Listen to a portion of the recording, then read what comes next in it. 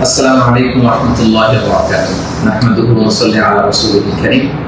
أما بعد فأعوذ بالله من الشيطان الرجيم. بسم الله الرحمن الرحيم. إذا جاء نصر الله والفتح ورأيت الناس يدخلون في دين الله أفواجا فسبح بحمد ربك واستغفره إنه كان توابا. صدق الله العظيم. رب اشرح لي صدري ويسر لي أمري واحلل عقدة من لساني يفقهوا قولي. আল্লাহ তাআলার শুকরিয়া আদায় করছি যে আল্লাহ তাআলা আমাদেরকে একটি গণ বিপ্লব শেষে, একটি গণ অভ্যুত্থান শেষে একটি নতুন বাংলাদেশ দেখবার সুযোগ করে দিয়েছেন। আমরা বলছি আলহামদুলিল্লাহ ওয়া শুকরুলিল্লাহ। আল্লাহ তাআলার শুকরিয়ার পাশাপাশি আমি এই বিপ্লবের সাথে গণ বিপ্লব, গণ অভ্যুত্থানকে যারা নেতৃত্ব দিয়েছেন, লিড দিয়েছেন, এটাকে যারা সমর্থন জুগিয়েছেন, তাদের সবাইকে প্রাণ ঢালা শুভেচ্ছা এবং অভিনন্দন জানাচ্ছি। এই বিপ্লবকে বাস্তবায়ন করবার জন্য যারা নিজের দেশের তাজা রক্তটুকু বিলিয়ে শাহাদাত বরণ করেছেন, আমি শুরুতেই তাদেরকে গভীর শ্রদ্ধার সাথে স্মরণ করছি। তাদের রূহের মাগফিরাত কামনা করছি এবং শাহাদাতের সর্বোচ্চ মাকাম আল্লাহ সুবহানাহু ওয়া তাআলার কাছে আমি কামনা করছি। পাশাপাশি যারা আহত হয়েছেন তাদের সুস্থতা কামনা করছি এবং আমাদের তরুণ মুক্তিযোদ্ধা ভাইয়েরা যারা সামনে থেকে এই বিপ্লবকে লিড দিয়েছেন, তাদেরকে আমার পক্ষ থেকে প্রাণ ঢালা শুভেচ্ছা এবং অভিনন্দন।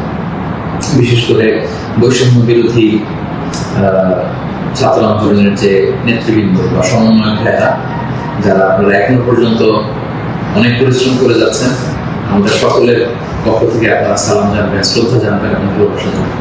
সম্মানিত শুধু আমি শুরুতেই দুঃখ প্রকাশ করে নিচ্ছি যে কিছু কারিগরি ত্রুটির কারণে আমরা আমাদের লাইভটি প্রায় আধা ঘন্টা দেরি করে শুরু করলাম। আপনারা ক্ষমা সুন্দর দৃষ্টিতে দেখবেন এবং সবাইকে অনুরোধ করবো যে গণসচেতনতার স্বার্থে, জনসচেতনতার স্বার্থে লাইভটা শেয়ার করবো। আমি খুব বেশি সময় নিতে চাই না। আমরা আল্লাহ তাআলার শুকরিয়া জানাই। পুরো দেশব্যাপী আনন্দ, উল্লাস, উচ্ছ্বাস, মানুষের মধ্যে একটা ঈদ ভাব আমরা গত অল্প কয়েকদিন আগে ভাবতে পারেন যে আল্লাহ তাআলা এত দ্রুত আমাদের হাতে বিজয় তুলে দিবেন। তো আমরা আল্লাহ দরবারে কায়মুবাকে শুকরিয়া জানাচ্ছি, শুকরগুজার হচ্ছি, লাখ কোটি শুকর এবং সুজুদ জানাচ্ছি এবং যারা এটাকে বাস্তবায়ন করেছেন তাদের কৃতজ্ঞতা জানিয়ে শুরু করছি। আমি অল্প কয়েকটি কথা রিমাইন্ডার হিসেবে আপনাদের সাথে শেয়ার করে আজকে শেষ করবো ইনশাআল্লাহ। সমাজের সাথে প্রথম কথা হচ্ছে যে আমরা একটা সাময়িক বিজয় অর্জন করেছি, কিন্তু আমাদের সংকট কিন্তু কাটেনি, অন্ধকার কাটেনি। এখন আমরা গত রাতে কিছু ক্যাওটিক সিচুয়েশনের কথা শুনেছি বাংলাদেশে, আপনারা দেখেছেন অনেকে। আমি নিজেও খুব ক্লোজলি ফলো করছিলাম, সারা রাত ঘুমাতে পারিনি, ফজর করে আমি ঘুমিয়েছি। তো এজন্য আমাদেরকে সজাগ থাকতে হবে, সম্মানিত ভাই বোনেরা, সজাগ থাকতে হবে, ঐক্যবদ্ধ থাকতে হবে। মাইলস টু গো, অনেক দূর আমাদেরকে যেতে হবে। আন্দোলন বা বিপ্লবের এটা হচ্ছে আন্দোলন শেষে একটা সফল বিপ্লব বা গণ অভ্যুত্থান শেষে এটা হচ্ছে প্রথম ধাপ, যে স্বৈরাচারের পতন হয়েছে। হচ্ছে আমাদের দেশ গড়বার সময়। এই সময় আমাদেরকে অত্যন্ত ধৈর্যশীলতার পরিচয় দিতে হবে, দায়িত্বশীলতার পরিচয় দিতে হবে। বিজয়ীরা দায়িত্বশীল হয়। যদি দায়িত্বশীল অ্যাটিটিউড আমরা দেখাতে পারি তবে এই বিজয় কিন্তু আমাদের টেকসই হবে। অনেক ধরনের ষড়যন্ত্র আশেপাশে ঘুরপাক খাচ্ছে, দেশি বিদেশি। আমাদেরকে সজাগ থাকতে হবে, সচেতন থাকতে হবে। বিজয় উল্লাসে মেতে আমরা যেন আবার কোনো ভুল করে না বসি, বিপ্লবের পর কোন প্রতি বিপ্লবকে যেন আমরা স্থান না দিই।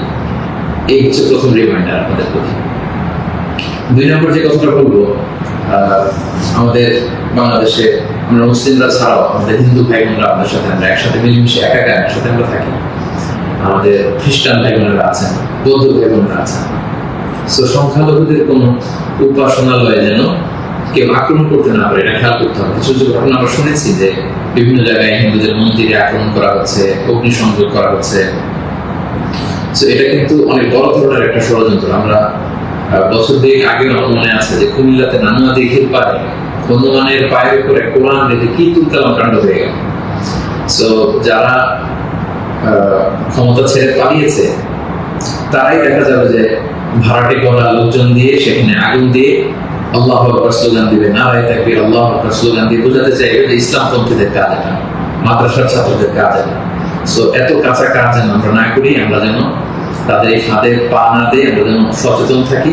বিশেষ করে মাদ্রাসার ছাত্র ভাইদেরকে, আমার কলিজার টুকরা মাদ্রাসা, আলিয়া মাদ্রাসা, কবি মাদ্রাসার ছাত্র ভাইদেরকে আমি বলবো, আপনারা আপনাদের নিজ নিজ থানা, গ্রামের, এলাকা হিন্দু মন্দিরগুলো নিজ দায়িত্বে পাহারা দেন, প্যাট্রোলিং করবেন, ভাগ করে করে সকালে বিকালে কারা দায়িত্ব পালন করবেন। মাদ্রাসার শিক্ষক যারা আছেন তারা এটা দেখভাল করেন। সামনের এক দুই দিন খুবই গুরুত্বপূর্ণ।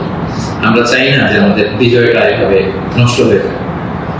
এই জাতীয় ষড়যন্ত্র যারা করছে তাদের ষড়যন্ত্রকে আপনারা নস্যাৎ করবেন সংঘবদ্ধ ভাবে। তো এটা আমাদেরকে খেয়াল রাখতে হবে।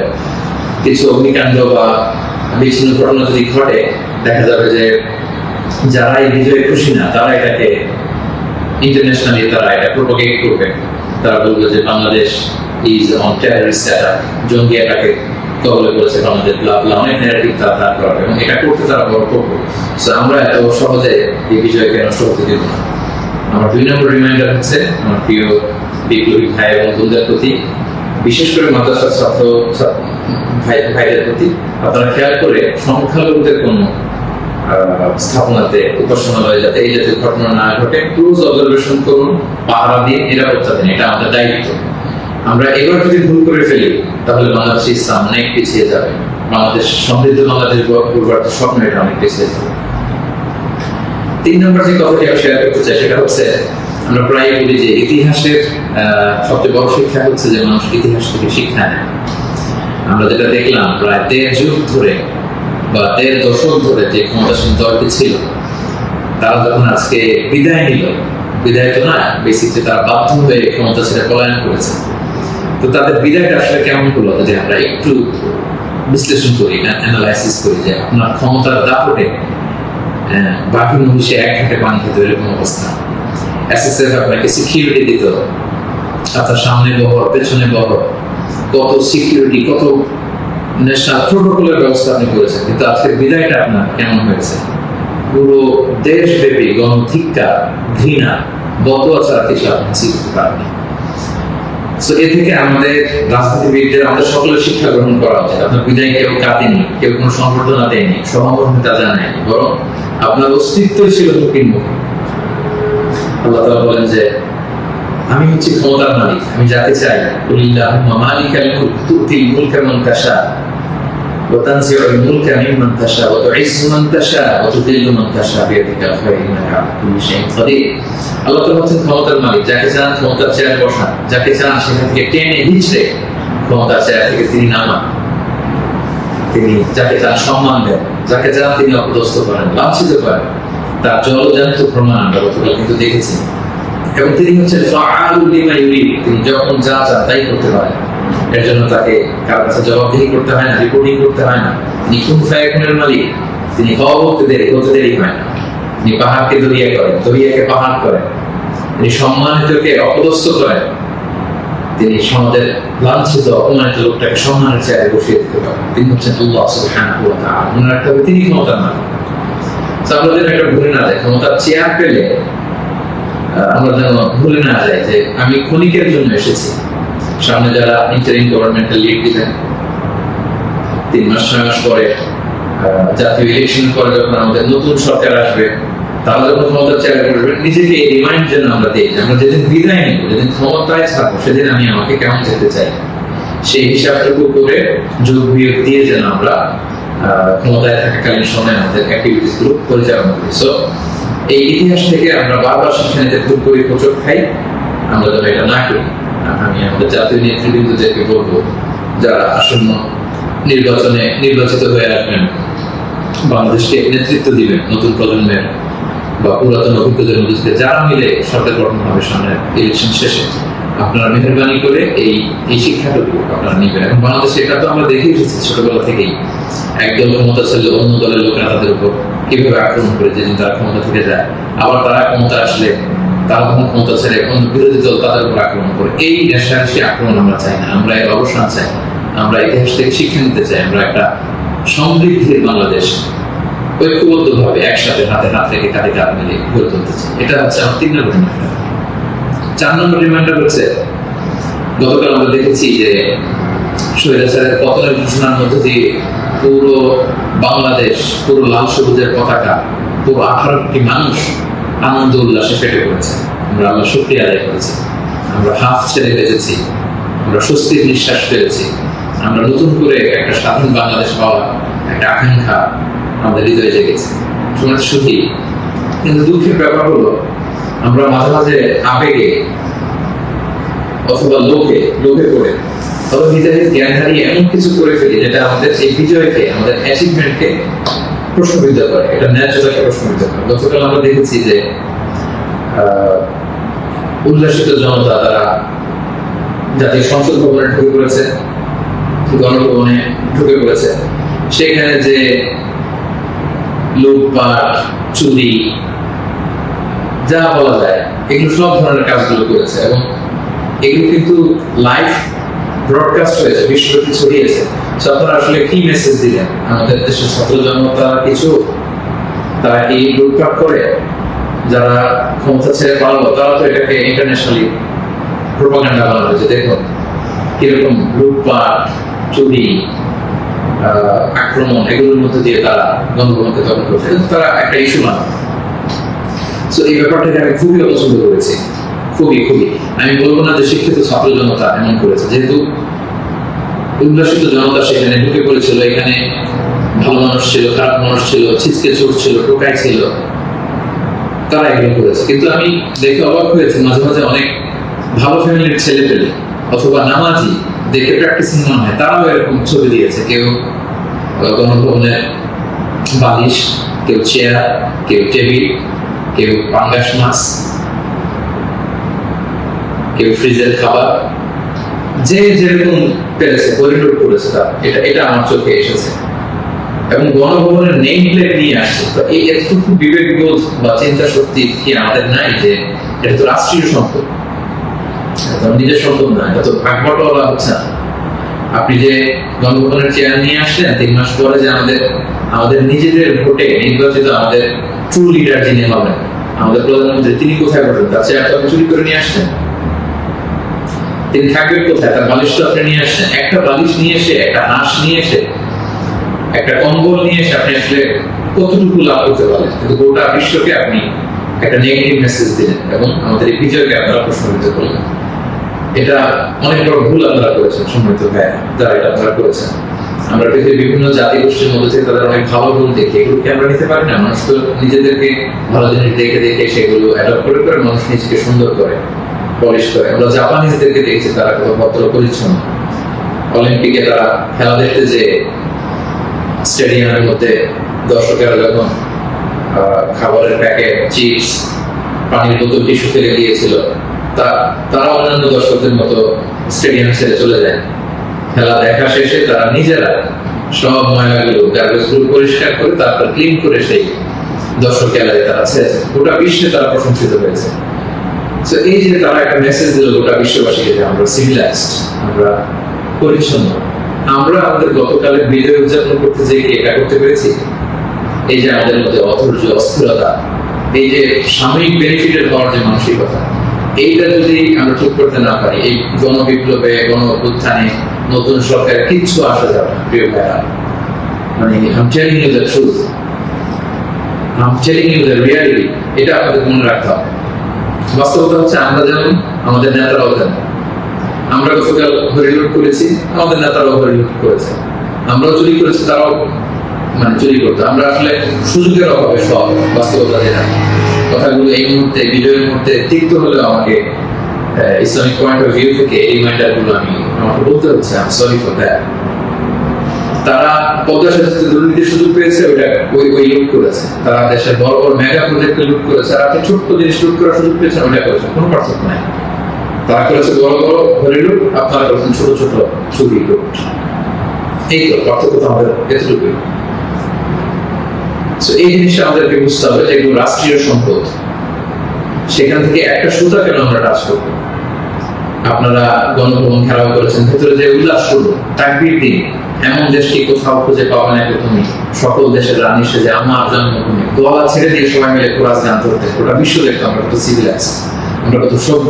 সেটা না করে আপনারা ভাঙচুরের মতো কাজ, লুটপাটের মতো কাজ আমরা করে ফেলছি। আমি বলবো না যে সবাই বুঝে করেছেন, অনেকে রাগ থেকে, ক্ষোভ থেকে, ঘৃণা থেকে এটা করেছেন, কিন্তু কাজটা ভুল করেছেন। প্রথম যেটা করতে হবে আপনাদেরকে আল্লাহর কাছে ক্ষমা চাইতে হবে। আল্লাহর কাছে ক্ষমা চান। দ্বিতীয়ত এগুলো ফেরত দিয়ে আসতে হবে। আমাদের ছাত্র বন্ধুরা এগুলো কালেকশন করছে এবং ছাত্র ভাইদেরকে আমি বলবো যারা এগুলো আবার রিটার্ন দিতে আসবে তাদেরকে যেন আমরা ব্লেম না করি, পড়াশোনা না করি। তারা তাদের রিয়েলাইজেশন থেকে নিয়ে আসছে, এগুলো তারা রিসিভ করুন। কারণ এগুলো রাষ্ট্রীয় সম্পদ, নতুন গভর্নমেন্ট আসলে আবার নতুন করে রাষ্ট্রীয় অর্থ ব্যয় করে এগুলো আমাদেরকে আবার মেরামত করতে হবে, ঠিক করতে হবে সঙ্গে সঙ্গে। এবং একজন মুমিন এই কাজ কখনো করতে পারে না। একজন বিশ্বাসীর সাথে এই ধরনের মাইন্ডসেট অ্যাটিটিউড যায় না। প্রিয় ভাই বোনেরা, ছোট একটা হাদিস বলে এই পয়েন্টটা শেষ করছি। খাইবারের যুদ্ধ থেকে রাসূল সাল্লাল্লাহু আলাইহি ওয়াসাল্লাম সাহাবাদেরকে নিয়ে ফিরছিলেন বিজয়ী হয়ে। আপনাদের মনে থাকবার কথা, ইহুদিদের বিরুদ্ধে এই যুদ্ধ হয়েছিল, সপ্তম হিজরির ঘটনা। ফেরার পথে রাসূল সাল্লাল্লাহু আলাইহি ওয়াসাল্লাম একজন খাদেম রাসূল সাল্লাল্লাহু আলাইহি ওয়াসাল্লাম উটের হাওদাস ঠিক করছিল, এমন সময় একটা বিক্ষিপ্ত তীর এসে তার গায়ে লেগে সে সেখানে মারা যায়। সাহাবারা তার জন্য দোয়া করলো। তারা বললো কি খুশ নসিব তা, যুদ্ধ থেকে ফিরে আসার পথে মুজাহিদ শহীদ হয়েছে, জান্নাতের নীল পাখি হয়ে সে ঘুরবে। রাসূল সাল্লাল্লাহু আলাইহি ওয়াসাল্লাম বললেন না, তোমরা এই মন্তব্য করো না, তোমরা জানো না আমার এই লাশ সে সুযোগ পেয়ে রাষ্ট্রীয় সম্পদের অর্থাৎ গনিমতের যেটা পেয়েছিল ভাগ বটোয়ারার আগে সে লোকচক্ষুর আড়ালে একটি চাদর চুরি করেছিল এবং এই জাহান্নামের এই চাদর তার গা পেঁচিয়ে তার শরীরকে জ্বালিয়ে ফেলবে, তাকে দগ্ধ করবে। আল্লাহু আকবার। অনেক লম্বা কথা, আমি সংক্ষেপে শেষ করে দিচ্ছি। সময়টা যদি আপনি খেয়াল করে দেখুন, একজন সাহাবী, বিশ্বনবীর সার্ভেন্ট, সে রাষ্ট্রীয় এই সামান্য একটা চাদর চুরি করার কারণে রাসূল বললেন শাহাদাত তো দূরের কথা, এই চাদর তাকে অগ্নিদগ্ধ করবে। তো আপনার কি ভয় হয় না? আপনি যে গণভবন থেকে বালিশ নিয়ে আসলেন, চাদর নিয়ে আসলেন, ওখানকার টিভি নিয়ে আসলেন, ওখানকার জিনিসপত্র যে আপনি কাঁধে করে নিয়ে আসেন, ফুলের টব এটা সেটা ভেঙে যে নিয়ে আসেন, এগুলো যে আগুনের লেলিহান শিখা হয়ে আপনাকে জ্বালাবে, আপনার কি ভয় হয় না? এই মাইন্ডসেটে যদি আমরা থাকি, কোন ভালো নেতাই আমাদের কিছু করতে পারবে না। 18 কোটি জনগণের এই হাইলি পপুলেটেড দেশে কেউ এসে কিছু করে দিয়ে যেতে পারবে না যদি আমরা নিজেরা না শুধরাই। আমরা এটা ভুল করেছি, আমরা অনুতপ্ত হব, অনুশোচিত হব। যারা আমার আলোচনা শুনেন, আমাকে পছন্দ করেন, আমি হাত জোর করে অনুরোধ করব প্রত্যেকটি জিনিস আপনারা ফেরত দিয়ে আসবেন। এগুলো রাষ্ট্রীয় সম্পদ, কোন রাষ্ট্রীয় সম্পদকে তো সুরক্ষিত করার অধিকার আল্লাহ তাআলা আমাদেরকে দেন। আল্লাহ তাআলা আমাদেরকে বোঝাতে করুন। 5 নম্বর যে পয়েন্টটি বলবো সম্মানিত ভাই বোনেরা, গত রাত থেকে এখন পর্যন্ত আমি শুনেছি যে কাইন্ড অফ সিভিল ওয়ারের মতো একটা অবস্থা, গৃহযুদ্ধের মতো অবস্থা, থানা জ্বালিয়ে দেওয়া, ভিন্ন রাজনৈতিক মতাবলম্বী যারা তাদেরকে সুযোগ পেয়ে আক্রমণ করা, হতাহতের ঘটনা কিন্তু ঘটেছে। এইরকম চালিয়ে গেলে আমাদের বিজয় কিন্তু যে কোনো মুহূর্তে নস্বাত হয়ে যেতে পারে।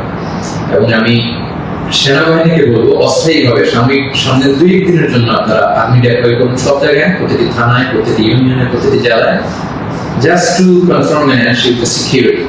Interim গভর্নমেন্ট যখন আসবে তখন তাদের দিক নির্দেশনা অনুযায়ী তাদের লিডারশিপে আপনারা সহযোগিতা করবেন, কাজ করবেন। কিন্তু এই হানাহানি, মারামারি, রক্তপাত থামানোর জন্য, সংঘাত থামানোর জন্য আমার মনে হয় আমাদের প্রাণের ব্যাটালিয়ন সেনাবাহিনীকে আমি এই অনুরোধটুকু করবো যে জরুরি ভিত্তিতে দেশের এই সমস্ত জায়গায়, থানাগুলোতে, মন্দিরগুলোতে যেখানে সংঘাত হওয়ার সুযোগ আছে সেখানে আর্মি যেন ডেপ্লয় করা হয়। তা না হলে যে পরিমাণে হতাহতের ঘটনা ঘটেছে এটা যদি আরেক দিন চলতে থাকে এরকম, এবং সুযোগ পেয়ে একে আক্রমণ করা, ওকে আক্রমণ করা, ঝাল ক্ষোভ মেটানো বা ভিন্ন রাজনীতি হওয়ার কারণে এতদিন তারা জুলুম করেছে, আজকে তার বাড়ি জ্বালিয়ে দিব, তার ছেলে মেয়েদের অত্যাচার করবো, তার উপর আক্রমণ করবো, এটা যদি আমরা করি তাহলে আমরা ভুল করে ফেলবো। আমি আগেই বলেছি যে বিজয়ীরা দায়িত্বশীল হয়, দায়িত্বশীলতার পরিচয় দিতে হবে, তাহলে এই বিজয়টা টেকসই হবে। তা না হলে এভাবে লুটপাট শুরু হলে বলবে যে এই স্বৈরাচারী সরকার একটা দেশে ভালো ছিল, এখন তো দেখে দেশের অবস্থা আরো খারাপ। এরকম কোনো কমেন্ট যদি কেউ করার সুযোগ না পায়, কেউ যেন এই চান্স নিতে না পারে, একটা গৃহযুদ্ধের দিকে যেন আমরা চলে না যাই। আল্লাহ তাআলা আমাদের দেশকে হেফাজত করুন, সম্মানিত ভাই বোনেরা। এবং যারা বড় বড় অপরাধী ছিল, ক্রাইম করেছে, অবশ্যই তাদেরকে আইনের হাতে তুলে দিন, তাদেরকে ধরে রাখুন, বেঁধে রাখুন, পুলিশের হাতে দিন, সেনাবাহিনীর হাতে দিন, সংঘবদ্ধভাবে তাদেরকে আটকে রাখুন, তাদেরকে দেশ ছাড়তে, দেশ থেকে পালাতে আপনারা বাধা দিন। এই কাজটা করবেন। এটা ছিল 5 নম্বর রিমাইন্ডার। 6 নম্বর রিমাইন্ডার, খুব রিসেন্টলি হোপফুলি আজকে ইন্টারিম গভর্নমেন্টের রূপরেখা যারা থাকবেন সেটা বলা হবে, খুবই গুরুত্বপূর্ণ। আমি লাইভও দেরি করতে চাচ্ছি না, আমি উৎসুক হয়ে আছি এই নিউজ শুনবার জন্য। কিন্তু বর্তমানে যেহেতু সেনাবাহিনী সবকিছু নেগোসিয়েট করছে এবং আমাদের বৈষম্য বিরোধী ছাত্র আন্দোলনের ভাইদেরকে, সেনাবাহিনীর দায়িত্বশীলদেরকে আমি বলবো যে এখনো কিন্তু সন্ত্রাসী গোষ্ঠী বা অপশক্তি দেশের বিভিন্ন জায়গায় আছে। বিশেষ করে আমরা বিভিন্ন সময় দেখেছি যে ছাত্রদের হাতে আমরা রামদা, হকি স্টিক, তারপর অস্ত্র আমরা দেখেছি। বিভিন্ন সময় আমরা ছাত্রলীগের ছাত্রদের হাতে আমি দেখেছি যে তারা সাধারণ ছাত্রদেরকে আক্রমণ করতে একটা সারাশি অভিযান চালিয়ে গোটা দেশের ছাত্রলীগের যত সন্ত্রাসী আছে তাদের হাত থেকে এই অস্ত্রগুলো সিজ করতে হবে। শুধু ছাত্রলীগই না, এটা উদাহরণ হিসেবে বললাম, যত ছাত্র সংগঠন আছে কারো হাতে যদি কোনো আগ্নেয়াস্ত্র, অস্ত্র এগুলো পাওয়া যায়, খুব জরুরি ভিত্তিতে এগুলো পুরো দেশের সারাশি অভিযান চালিয়ে এগুলো সিজ করতে হবে। কোনো ছাত্রের হাতে, কোনো সিভিলিয়ানের হাতে কোনো গান, কোনো রামদা এগুলো যেন আমরা কখনো না দেখি। ছাত্ররা রামদা নিয়ে ক্যাম্পাসে দাপট দেখাবে, এই দৃশ্য আমরা যেন বাংলাদেশে না দেখি। এরকম একটি পরিবেশ যেন আমরা তৈরি করতে পারি। আমি সেনাবাহিনীর কাছে অনুরোধ জানাবো, আমি সামনে যে ইন্টারিম গভর্নমেন্ট হবে তাদের কাছে অনুরোধ জানাবো, বৈষম্য বিরোধী ছাত্র আন্দোলনের ভাইদেরকে এই বিষয়ে গুরুত্ব দেওয়ার জন্য অনুরোধ জানাবো। কারণ আমি বিভিন্ন ভাবে আমাদের কিছু সোর্স আছে, আমরা জেলায় জেলায়, থানায় থানায় এরকম হতাহতের ঘটনা শুনেছি। সেগুলো আমাদেরকে নিয়ন্ত্রণ করতে হবে। সবশেষে সম্মানিত ভাই বোনেরা, আমি এই কথা বলে শেষ করতে চাই যে আমাদের ধৈর্যের পরিচয় দিতে হবে, আমাদেরকে শান্তি শৃঙ্খলা রক্ষার সর্বোচ্চ চেষ্টা করতে হবে। প্রতিহিংসার রাজনীতি আমরা বাংলাদেশে দেখতে চাই না, আমরা হানাহানি মারামারি এটা দেখতে চাই না। আমরা জাতি, ধর্ম, বর্ণ নির্বিশেষে আমরা যেন সবার প্রতি মানবিক হতে পারি, আমরা সেটা চাই। আমরা চাই মেরিটোক্রেসির ভিত্তিতে আমাদের দেশ চলবে। দেশের যতটি চাকরি দেওয়া হবে, পদায়ন হবে, যারা সচিব হবেন, যারা বিসিএস ক্যাডার হবেন, যারা সরকারি আমলা হবেন, প্রতিটা চাকরি যেন মেধার ভিত্তিতে হবে। Meritocracy should be the national policy of Bangladesh, our new Bangladesh, our new independent Bangladesh. আমি দায়িত্বশীলদের কাছে অনুরোধ করছি, আমাদের ন্যাশনাল কয়েকটা পলিসি থাকা দরকার। সিঙ্গাপুরের 3-4টা জাতীয় পলিসির মধ্যে একটা হচ্ছে মেরিটোক্রেসি। রাষ্ট্রীয়ভাবে যেন ঘোষণা দেওয়া হয় যে মেরিটোক্রেসির ভিত্তিতে আমাদের বাংলাদেশ চলবে। আমাদের বিচার বিভাগ সম্পূর্ণ স্বাধীন হবে, এখানে কেউ হস্তক্ষেপ করতে পারবে না। কোনো চাঁদাবাজি আমাদের বাংলাদেশে চলবে না, কোনো ঘুষ বাংলাদেশে চলবে না। একটা সমৃদ্ধির বাংলাদেশ আমরা যেটা স্বপ্ন দেখি, আমরা যে স্বাধীন বাংলাদেশের স্বপ্ন দেখি, আমরা যেন একসাথে সেটা করতে পারি। Together we rebuild hour nation again ইনশাআল্লাহ। সম্মানিত সুধী, আমি এই আহ্বান জানিয়ে শেষ করব, কেউ আইন শৃঙ্খলা অবনতি ঘটাবেন না, সংঘাতে জড়াবেন না, আইন নিজের হাতে তুলে নেবেন না। সংখ্যালঘু ভাইদের দিকে দৃষ্টি রাখুন, কারণ এইটাকে তারা টার্গেট করে একটা প্রতি বিপ্লব দেশে একটা ক্যাওটিক সিচুয়েশন তৈরি করবে। এবং পুলিশ বাহিনী, সেনাবাহিনী, বিমান বাহিনী, র্যাব, আনসার, বিডিআর, প্রত্যেকটি বাহিনীকে আমি বলবো যে আপনাদের কাছে অনেক বড় দায়িত্ব। দেশের শান্তি শৃঙ্খলা, সিকিউরিটি, নিরাপত্তা নিশ্চিত করে এগুলো আপনাদের দায়িত্ব। আসলে আমরা সবাই হাতে হাত রেখে, কাঁধে কাঁধ মিলিয়ে আমাদের নতুন বাংলাদেশ গড়ে তুলব। এই সামনের 1-2 দিন খুবই ক্রুশাল। আপনারা কেউই অস্থির, অধৈর্য হয়ে রাগে বসে বিভিন্ন থানা জ্বালিয়ে দেওয়া হচ্ছে, আমি শুনছি। সাধারণ পুলিশদের উপর আক্রমণ করা হচ্ছে। প্রিয় ভাইয়েরা, পুলিশরা খুব অল্প বেতনের চাকরি করে, তারা আমাদেরকে নিরাপত্তা দেয়। তো তারা উপরের অর্ডারে এতদিন এগুলো করেছে, তাই বলে আপনি পুলিশের উপরে আক্রমণ করতে পারেন না। আপনার দলের বিরোধী বলে আপনি তাদেরকে আক্রমণ করতে পারেন না। সুযোগ পেয়ে আপনি এই অন্যায়ভাবে এটা ব্যবহার আপনি করতে পারেন না। আমরা যেন সুশৃঙ্খল থাকি, আমরা যেন দায়িত্বশীলতা পরিচয় দেই। সম্মানিত সুধী, একটা মানবিক বাংলাদেশ, একটা সাম্যে পরিপূর্ণ, একটা সমৃদ্ধ বাংলাদেশ আমরা দেখতে চাই। অনেকেই আমাকে ব্যক্তিগতভাবে মেসেজ করেছেন, কল করেছেন, সবাইকে শুকরিয়া জানাই, জানতে চেয়েছেন যে শাইখ আপনি কবে আসবেন। আমি আপনাদেরকে এতটুকু নিশ্চিত করছি যে আমি শীঘ্রই বাংলাদেশে আসছি ইনশাআল্লাহ। স্বাধীন বাংলাদেশে আপনাদের সবার সাথে আবারও পুনরায় সাক্ষাতের আকাঙ্ক্ষা এবং অপেক্ষায় আমি রইলাম। সাম্য, মানবিক মর্যাদা এবং সামাজিক সুবিধা প্রতিষ্ঠিত করে আমরা যেন একটা সমৃদ্ধ বাংলাদেশ সবাই করে তুলতে পারি, সেই প্রত্যাশায় আজকে এই সংক্ষিপ্ত লাইভ সেশন এখানে শেষ করছি। আসসালামু আলাইকুম ওয়া রাহমাতুল্লাহি ওয়া বারাকাতুহু।